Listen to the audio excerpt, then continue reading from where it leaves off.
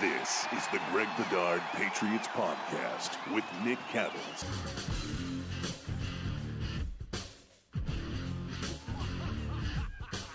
He's Greg, I'm Nick. This is the Greg Bedard Patriots Podcast with Nick Cattles. We're going to talk some receivers later on in the big picture.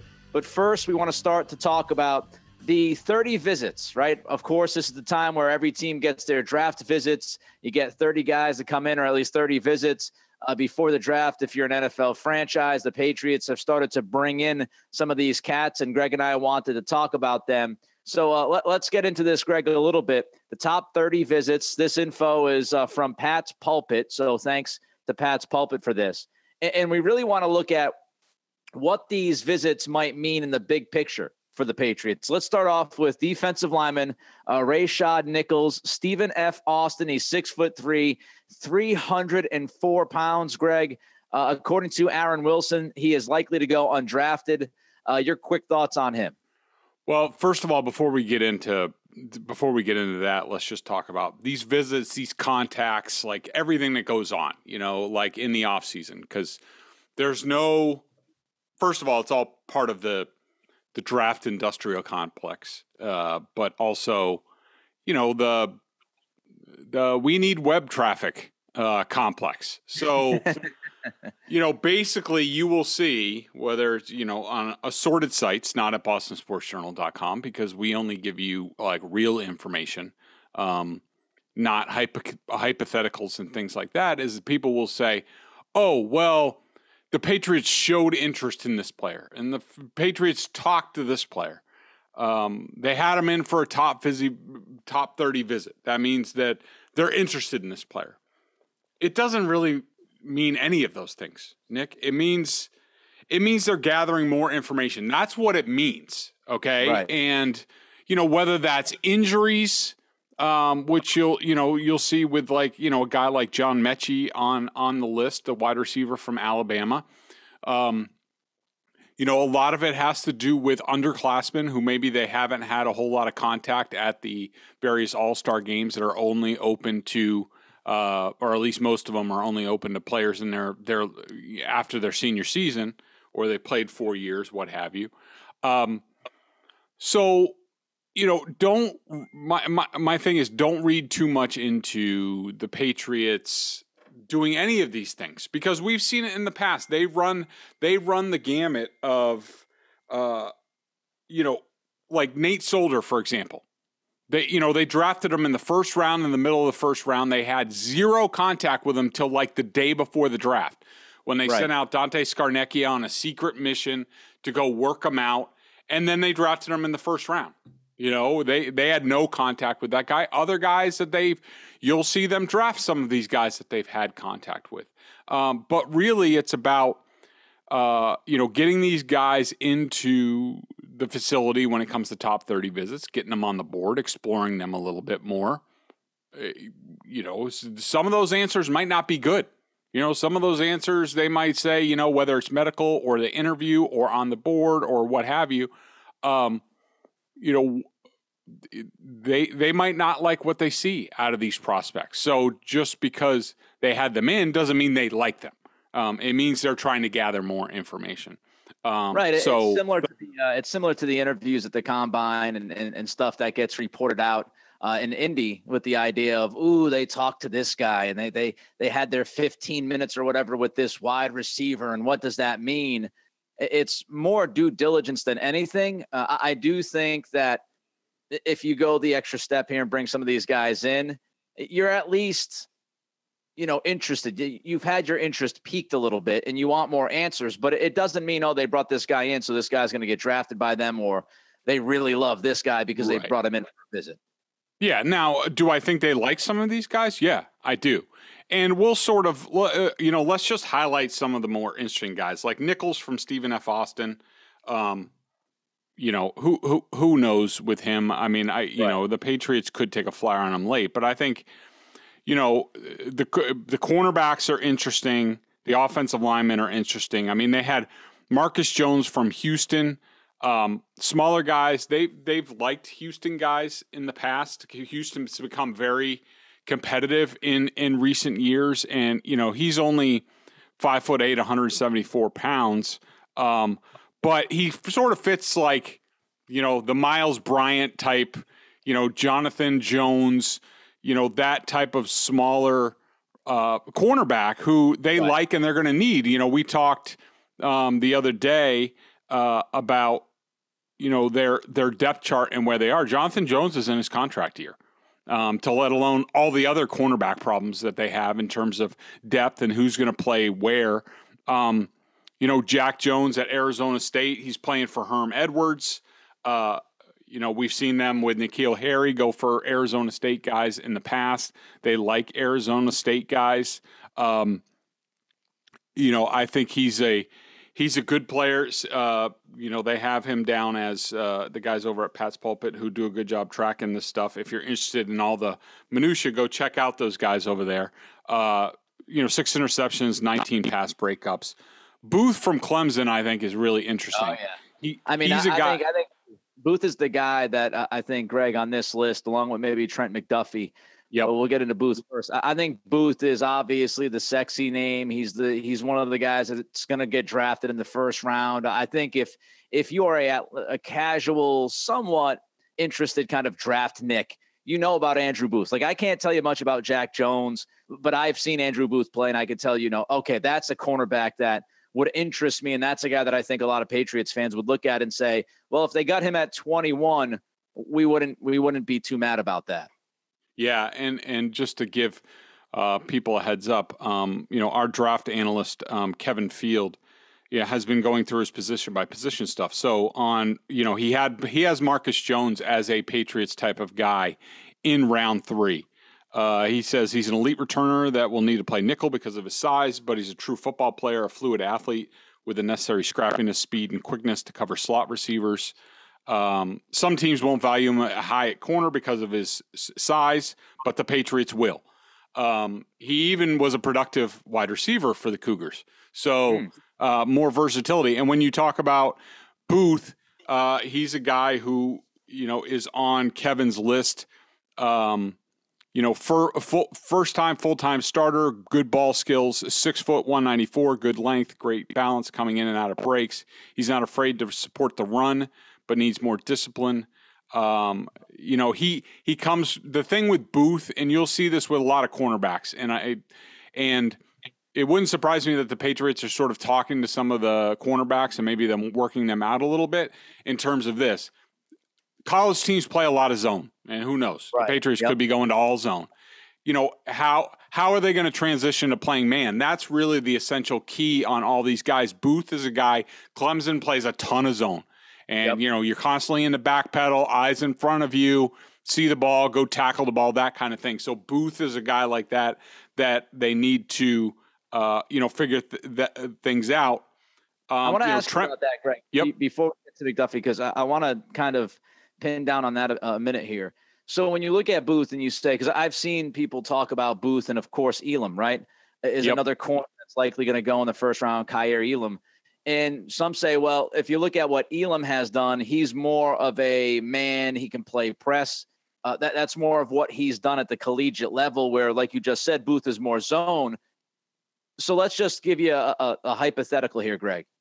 If the Patriots select Booth over Elam, does that necessarily tell us that they might play more zone than man? Or you think they just think that, Booth is the better cornerback and they believe that he can, transition to some man as well? Because I think some people might look at it and say, well, if they pick the guy who played more zone, that means they're going to play more zone. Is that necessarily the case?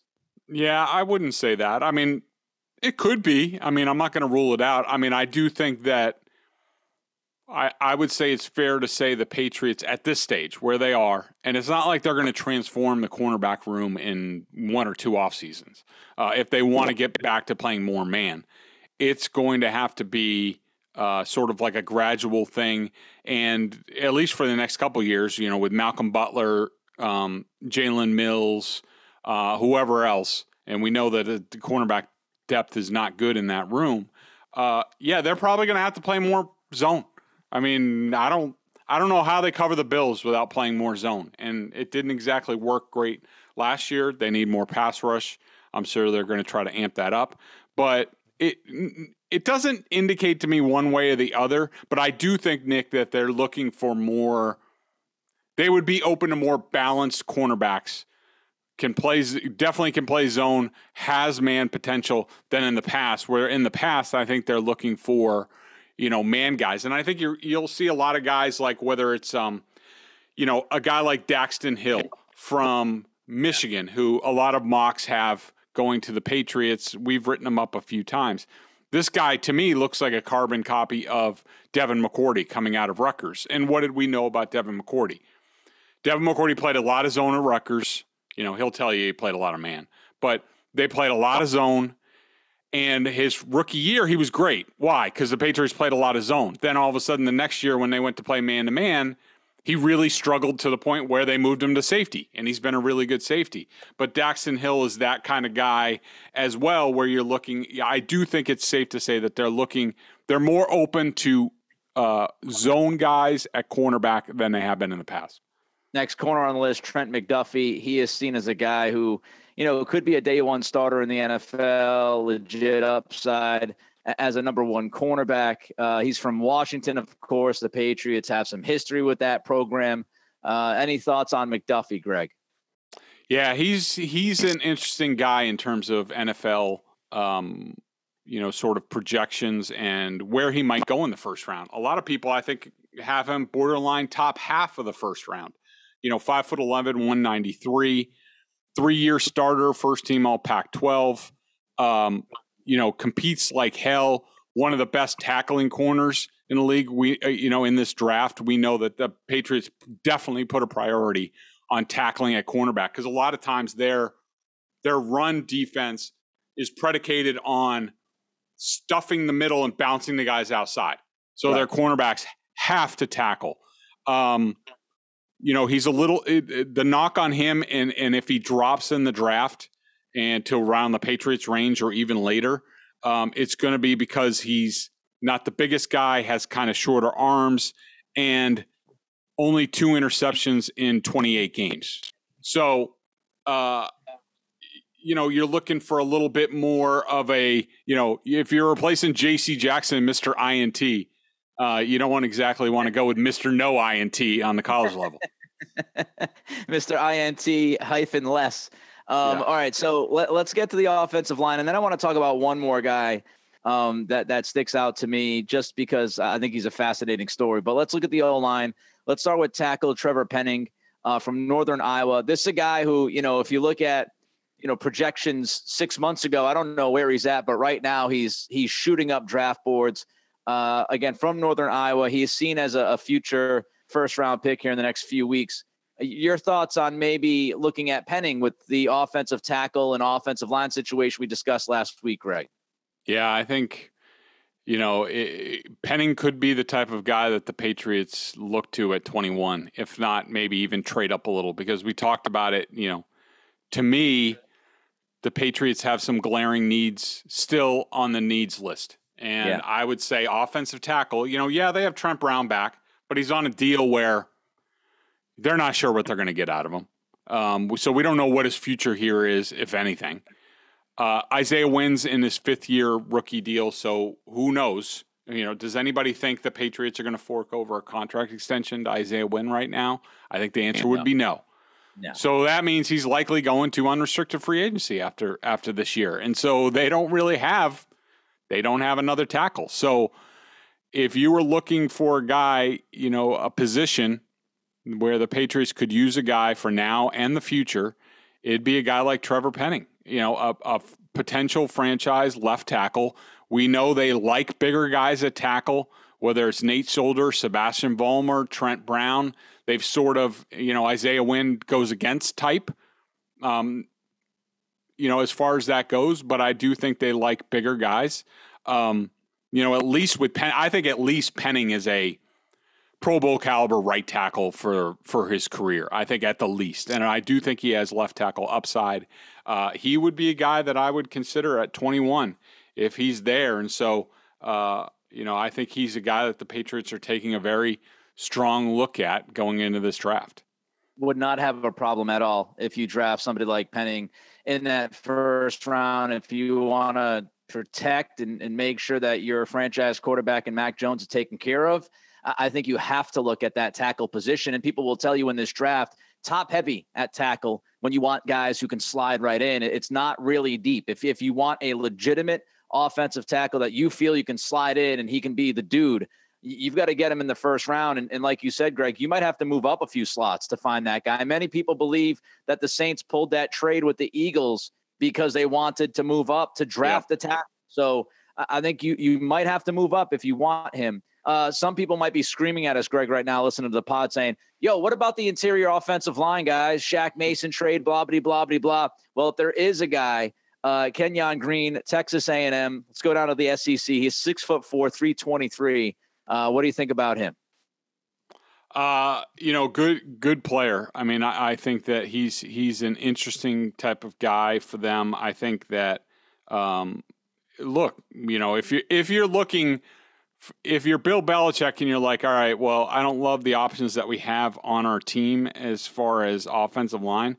They have a opening at left guard, and I think that Kenyon Green can play anywhere. I mean, he can, he's 6'4", 325. He's played tackle. He's known as the top guard in the draft. You plug him and play him. He reminds me a lot of, Shaq Mason, Joe Tooney, those type of guys. He's the type of guy that if you draft him, and I don't know, I would feel weird about drafting a guard at 21, but whatever. If they like what they have with, Wynn, David Andrews, who's at right tackle? Right guard. Michael Wenu, Trent Brown. And, you plug Kenyon Green in at left guard and here we go. We think that, we're good to go. Athletic guy. I think that he's going to play for a long time in this league. Texas A&M usually puts out really good offensive linemen. Good player. Hate the idea of drafting a guard in the first round. I'd stay away from it. I think you can get a guard. I think the position versus OT, like we just talked about at tackle, I think you can get a number of guards in the third, fourth, fifth round in this draft. And when you look at what the Patriots have done in the past, I mean, you look at Owenu, you look at Mason, you look at Tooney, you look at David Andrews, who's a center, but interior offensive lineman. They've had some really good history with drafting guys, interior offensive linemen, late in the draft, undrafted guys. I don't want them to reach in the first round for a guard. Let's bring up a couple of other names here on the list that are interesting to me. We'll save Metchie as we get into the wide receiver conversation. Let's look at the guy I wanted to bring up, and that's D'Eriq King. Just because of the story. You've got Julian Edelman. Everybody, as soon as the Patriots look at a quarterback from college and they talk about maybe transitioning him to wide receiver, everybody's like, Julian Edelman, here we go. But when we look at D'Eriq King, he actually has shown some receiver skill in his history. I mean, he has that on the resume. Your thoughts? He's 5'9", 196, Greg. Your thoughts on the Patriots bringing in D'Eriq King, former quarterback of Miami? Yeah, it's interesting. He had a 6-year college career from, between transferring from, Houston to Miami and stuff like that. He's definitely had an interesting career. I think he's as old as you are, Cattle, at this point. No, but I do think one thing that I think that's interesting with the Patriots is that, we've heard them, at least the rumor, thanks to Jakob Johnson, is that they're going away from the fullback position. I do think that the Patriots are starting, and we've seen it at times, with Kendrick Bourne last year, some of the things they did with him. I do think the Patriots have started to open themselves up to going with more, diversified weapons. We've seen, Troy Brown could throw the ball, return kicks. Julian Edelman could do the same thing. Wes Welker could even throw a pass now and again. I think that they're looking for, and Kendrick Bourne does some of this, but I think they're looking for gadgety type guys to sort of throw as a wrinkle into the offense, to sort of keep defenses back a little bit, a lot of motion, a lot of, could he run the ball, could he throw the ball type of thing. So I think that D'Eriq King is an interesting guy. Normally quarterbacks are a little bit smarter than the other positions, so you're hoping that that's the case with King, and he can sort of pick up things very quickly. All right, one last name before we get to the receivers. James Cook, running back. If you're starting to have some flashbacks, maybe you're having some PTSD here. From Georgia, of course. What?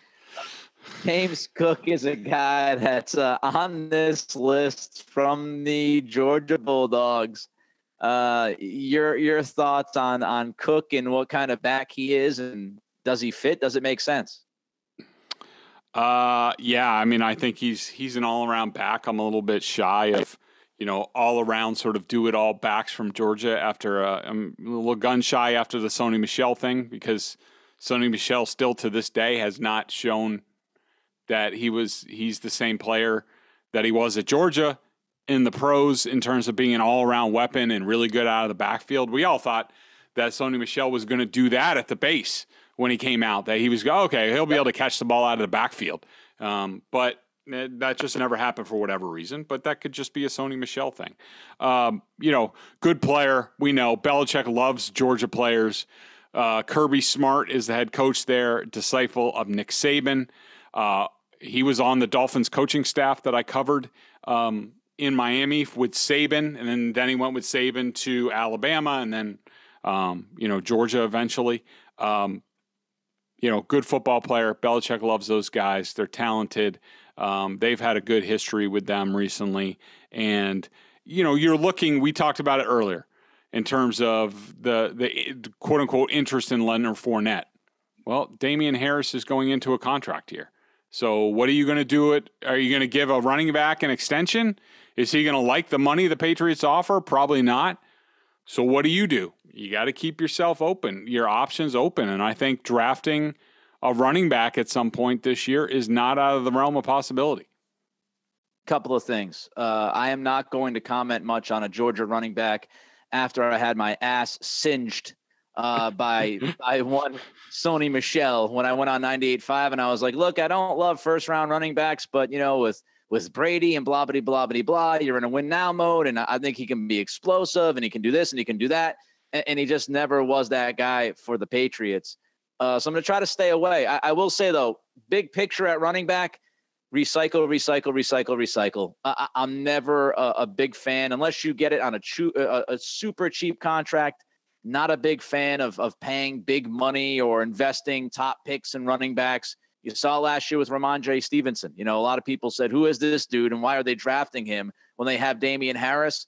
Nobody was saying that by the middle point of the season or so. So just keep replenishing. You can find running backs. You can replace those guys. I'm sorry to all running backs out there, but it is the truth. That is fact. Let's get to those two sexy names from the same school. They play the same position. They're not the same guy. Let's start with wide receiver John Metchie. And Greg, of course, sorry, John. John Metchie the third. I want to make sure I include the third. He was in for a visit coming off of an ACL in the SEC championship game. Just kind of your thoughts about Metchie. We've talked about him a little bit on the pod, not a ton. Your thoughts on Metchie's visit? Yeah, I think Metchie's an interesting guy. I think he's more of a medical check than anything. He is, he's coming off an ACL as well. Same with the other guy, Jameson Williams. Much earlier for Metchie, so he'll be back much sooner. I think Metchie's the Patriots type of guy. It depends on where you can draft him. Our guy Kevin Field has him as a second round prospect for the Patriots. He's 5'11", 187. He does a little bit of everything. Really good inside guy. From what I hear from the Alabama guys, they all rave about him. I know the Patriots were asking about Metchie, Jameson Williams, other Alabama guys when they were down there for the pro day down there. I think that the coaches think the world of Metchie. I think that if you're looking for one guy out of Alabama that you're saying, all right, the Patriots could pick, it's Metchie. And I think this top 30 visit was about the medical, getting him on the board, dotting the I's, crossing the T's, that sort of thing to make sure he's everything that they want. Real worker. talented guy, respected by his opponents. I think if you're looking for a guy that finally hits, a wide receiver that finally hits with the Patriots that they draft, you'd be hard pressed to find a guy with better odds than John Metchie. As long as he's okay physically, I love myself some John Metchie. He's a number 2 guy. He's not some explosive guy like the other guy we're going to talk about. Just so people know, he's not going to come in and dominate, but he's a damn good football player. I think he's a perfect fit, and he's even a better fit when you think about his history with Mac Jones. And I think somebody who can slide right in. I'm not going to say Jamar Chase and Joe Burrow, because as you just said, Greg, Jamar Chase is an elite wide receiver prospect. He's just excellent. But Metchie, if you lower your expectations a little bit and think of him as a number 2 in those proper terms and those expectations, I think he's a great fit. I think he's perfect for this team. And again, we talked about this a little bit last week. When you look at the wide receiver contracts, how they line up, you've got to start thinking of the future. Don't think, they just brought in Devontae Parker, they're good for the next 3 years. Not even close. Aguilar is coming up. Jacoby Myers is coming up. In 2 years, you've got Parker and you've got Bourne. So, by, I think, 2023, you're looking around, you're going like the John Travolta gift that's all around. He's just looking around the room. That's what you're doing in like a year or two for the Patriots in that wide receiver room. So I think Metchie is a great fit. I would do cartwheels, again, as long as the health checks out. The other guy, Jameson Williams, you just said he's not the other dude when you talked about Metchie. He's not a true number 1 guy. Williams seems to be that guy. Tell me about Williams from Alabama. If you're looking for a dominating number 1 wide receiver, Williams is the guy. I mean, before his ACL injury, and this happened in the national championship game. So look, you're largely looking at a year 1 loss, but if you take him in the first round, which he will be taken in the first round, and you have the 5th year option with him at least. And I think that's what a lot of teams are banking on. I think that he's a different dude. I mean, he's explosive. There isn't anything that he can't do on the football field. He'll catch it. He'll make people miss. He'll dominate on the outside. I think he's spectacular. I don't think there's a chance, Nick, I don't know what you think, but I don't think there's a chance in hell that he lasts at 21. I think you're talking maximum like around like 15 or so lasting. But he's easily a top 10 pick. And, you're talking along the same lines as Jamar Chase, that type of guy. I think he's spectacular. He's dynamic. He's better than any of the recent Alabama guys. Like, Devontae Smith went like 6th or something like that to the Eagles. He's way better than Devontae Smith. Yeah, I mean, look, I think he's gone in the top 15. I don't think he's going to be there. And, would I be super pumped to move up to the top 15 to draft Jameson Williams with the ACL?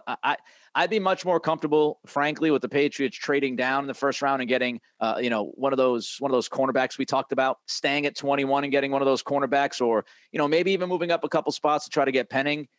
I would not make that big jump for a wide receiver because I think you're okay at wide receiver. I'd be fine with drafting Metchie in the 2nd or 3rd round. I don't think he's going to last to the 3rd round, but I think Williams is gone. I don't think he's going to be there. I think top 15 pick, even with that ACL. The BostonSportsJournal.com member question of the day. Check them out at BSJ, $39.99 on the annual plan. Now, look, we got the Celtics Nets coming up. That series starts on Sunday. We got the Bruins. Woo-hoo! The Bruins playoff bound. Yeah, I know. I love it. Bruins playoff bound. So a lot to talk about with them. Red Sox season has started. All the Patriots off-season stuff. Draft coming up. You know the deal. Membership at BSJ also gives you access to a ton of video analysis that Greg does on the coach's film and direct access to this man in weekly chats. Greg, do you have a question for us today? I do. S. Connors 92 asked a question, related to something that I wrote on Sunday, which which I'll just read what I wrote. Say what you want about the Patriots in their ... slowness to offer contract extensions. Their approach may be outdated, but it's aimed to keeping unity in the locker room. Look at what the Bills have brought on with extensions / big contracts to Josh Allen, Von Miller, and now Stephon Diggs. Suddenly, other players who have helped build up the Bills to the point they're getting a new stadium are wondering where their money is. Safety Jordan Poyer recently hired Drew Rosenhaus and is looking for a new deal. Looking for a way to compete with the Bills this season, a little locker room contract jealousy could help. That sort of became a sports radio talking point the other day, but S. Connors before that, sort of asked a question about that. And basically he wanted to know, well, don't you think that Nelson Aguilar and Jonnu Smith and Hunter Henry getting big contracts, in their splurs last year has sort of the same effect on the Patriots? And I do not think that, Nick. And here's the biggest reason why. Outside of some of the veterans who are already getting paid, with the Patriots, the Devin McCourties, and, even Trent Brown was making a nice coin when he came back last year. The Patriots didn't have any guys that would be jealous of these guys getting contracts, especially in their rooms. Like, all right, so Nelson Aguilar gets a big contract. Who's going to complain on offense? What, Damian Harris? What'd you say? N'Keal Harry. Yeah, N'Keal. What's N'Keal Harry going to complain? Oh, yeah, he had his trade request last year. Oh, okay. Sorry, N'Keal. Sorry we hurt your feelings. You wanted to get paid off of your 35 receptions or whatever. Like, and that's sort of the point. I mean, the Patriots, I think Belichick was comfortable doing that last year because he realized, well, there's nobody to really tick off in my locker room. It's not like I have except, J.C. Jackson, but I think we kind of knew what was going to happen with J.C. Jackson for a while. The Patriots offered him a contract extension. I'm sure it was at least on par with what Nelson Aguilar got, $12 million a year, probably more in the $15 million range. So J.C. Jackson couldn't really complain. And you knew that he was basically getting to his final year deal, betting on himself and said, I'm going to try to go get top of the market. And he got near top of the market this offseason. So good for him. So the big thing is that, it actually helped the Patriots. Well, no, I don't want to say that because, you want the good young players. And the reason that the Patriots are in this spot with their roster is because they didn't draft well for 4 years, as Robert Kraft said. But the Patriots basically had to import talent to make up for those drafts. They did it. There's no one there to piss off. I'm trying to think. If Damian Harris could get mad if something happens now because he's in a contract year. But up until now, no chance for disharmony. But I do think if you're a guy like Jordan Poyer and you look at what the Bills are doing, be like, you just handed Von Miller all this money and he's never played here before. And here I am. I rank like 25th in the league for safeties in terms of what I'm making.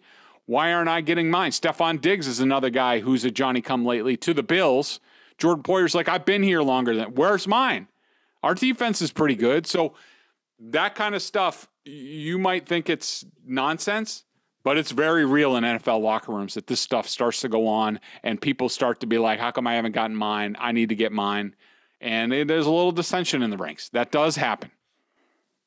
So before we leave, totally off the rails here, but I saw this note before we started the podcast, and I had to bring it up just for laughs for you, Greg. But apparently Jerry Jones met with the media this morning, and he was talking about sponsorships and, switching from like Pepsi to Nike or whatever in Phil Knight. And apparently he confused Monica Seles with Monica Lewinsky. Oh, God. I can't wait to hear that soundbite. I cannot wait to hear Jerry stumbling, fumbling, and mumbling his way and referencing Monica Lewinsky instead of Monica Seles. I can't wait to hear that. It might be time to this might be time to get old Jerry away from the microphone. Start to taper that down a little bit. It'll never happen. Good old Jerry sees a microphone. He makes a beeline to it. He runs right to it. He doesn't waste any time to share his thoughts. We just shared our thoughts. His name is Greg Bedard. I am Nick Cattles. It is the Greg Bedard Patriots Podcast with Nick Cattles. We'll be back next week talking more Patriots.